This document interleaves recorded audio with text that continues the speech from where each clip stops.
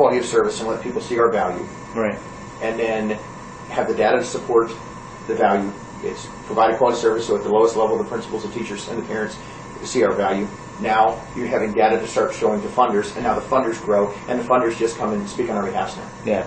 Have you encountered any sort of issues or challenges with working with the partners with all this expansion? Yes. Some partners can't keep scale. So a partner, for example, we have the Art and Custom Creations. Last year we had probably 15 different programs that were art-based programs. They were adult painting programs, they were kid painting programs, they were drama, they were cinematic, and now we want more. That person tries to do that, stretches their small companies, may not be able to do that. And then the other funders it's cyclical. So in like a South Brazoria County, we've got all the chemical plants. Well, there's 4 or 5 major nonprofits, but everyone's looking for the next one they can highlight this year. You highlight them this year, but they can't be your darling every year. Yeah. We want to let everyone know that we're inclusive, and so it goes in cycles. Right. And so where we might be the highest priority one year, they'll never throw us away. They'll never stop funding us. We just might feel like, well, why don't you champion us more? Right. Our job is to grow our footprint, and if we're static in those areas, because the funding, now you've got a wealth of folks applying for a smaller pot of dollars, and even though you're the best of the best, there's still a maximum your share. For example, United Way a few years ago gave us, when we were at our peak, gave us $235,000. The max they'll give anyone is $150,000. Every single year that dropped. It had nothing to do with our quality, and they still love us. They'll still give us the max, but the max is lower. And so when you're looking at sustainability efforts, there was the one thing that our retired executive director was always, what's the next bit of cheese? Who knew my cheese? We did a study, the whole company did a study on that. Where are we going to find the next source of revenue? That leads me into our sustainability efforts, which is fee-based programs. So we generated, last year we did 1, this year we do 4, our goal next year is 7.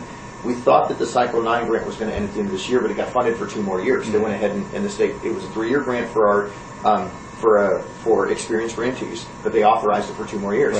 So these programs were designed to build fee-based programs for us, and that was part of our sustainability project, so I've been over those. So we hired a new director this year to grow those.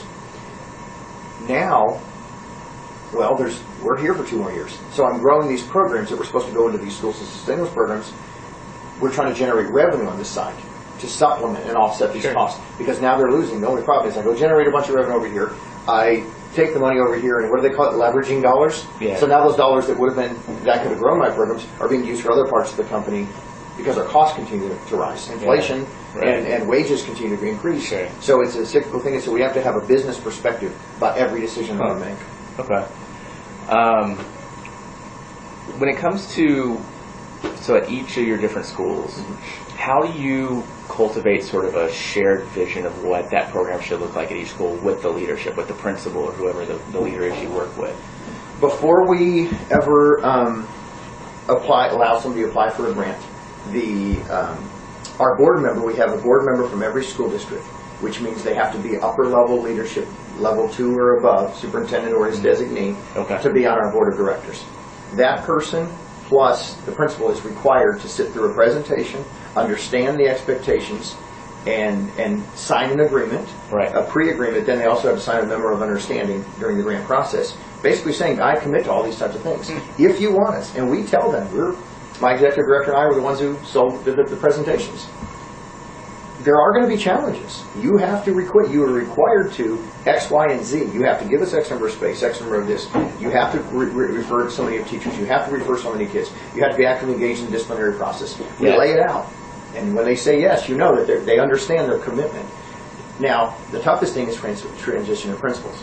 When you have that presentation in the spring, and the next fall they get a new principal. That's fair, So then we're in an uphill battle. Then we're trying to sell ourselves. Now, if they're a principal who's operating the district for a while or seen our programs, usually it's not that big of a stretch. They already know it. And so every now and then we'll have one who came from outside of the district or never knew about our programs, and then that's the 1 year of basically feeling yourselves out and showing what we're going to do. And basically we operate, every single one of my staff operates in Vegas. We are just a guest here. They can kick us out tomorrow. If they don't like us, we're gone. And if we lose one site, we lose the entire grant. Everyone loses their jobs. So the best thing you can do is be a tremendous guest. It makes sense. I mean, having that challenge with the turnover, is there, besides the turnover between principal to principal, even if you have the same principal within a year, what kinds of challenges do you run into with principals at sites? So Alvin is the fastest school growing in district in the area, and space, meaning we are usually 1,000 kids seats behind what we really need. Okay. When we started this program years ago, we had 4 portable room buildings, or 2 portable buildings with 4 rooms. We now have a small office across the hallway for our staff to work in, and access to some of those rooms after school, a science lab here.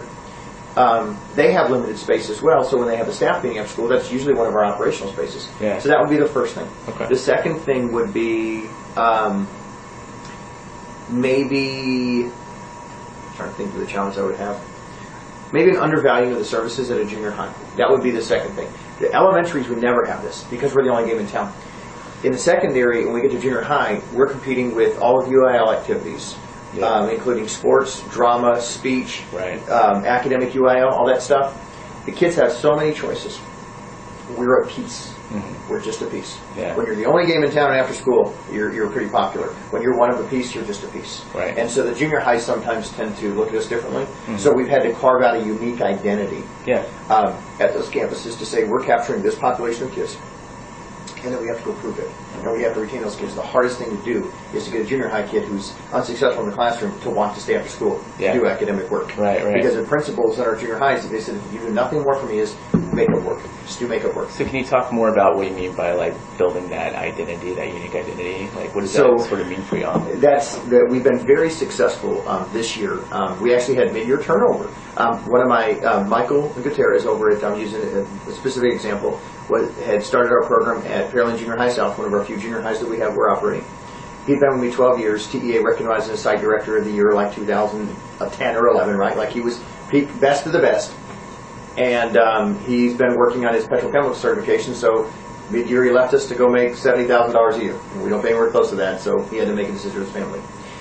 He built the program, but one thing he did before he left was I was worried about him just kind of tailing off. He actually built a model where the principal would evaluate it. The connection with the kids and the accountability factor we found the right set of kids is what I'll say. If you walk into our junior high at Pearland Junior High South, it'll be really odd because you'll see 50 kids all at different tables, maybe pairs at most, with supplies on each of their desk, a computer rack over here, working on homework for an hour straight. I've never seen that before. Not one instance of behavioral issues, nothing. They know the routine. Yeah. It was practice, routine. Now, that doesn't mean we had 146 kids enrolled to get to 90 regular kids. Right. Some kids didn't make it. You had to adapt to our culture. So basically, versus us trying to please every single kid to try to, we were trying to take an incentive model. We'll do this if you join the program and these types of things. Instead, we said, no, we're setting a standard. We're going to run the risk of not getting our 45 days of service. Yeah. But this is what's best for kids. Right. We found the parents who understood that model. The principal sells it to the parents like, look. And we think part of it is probably because it says, look, your kid's got 57 missing assignments. Your kid will be retained this year. There's no way. You put him in the ACE program, you require him to go every day, I promise you he's going to pass because they're going to get his assignments done. Simultaneously, we looked at populations of kids who were not involved in those extracurricular activities. So we have a Dungeons and Dragons club. We have a video gaming club. We have a putt-putt golf design team.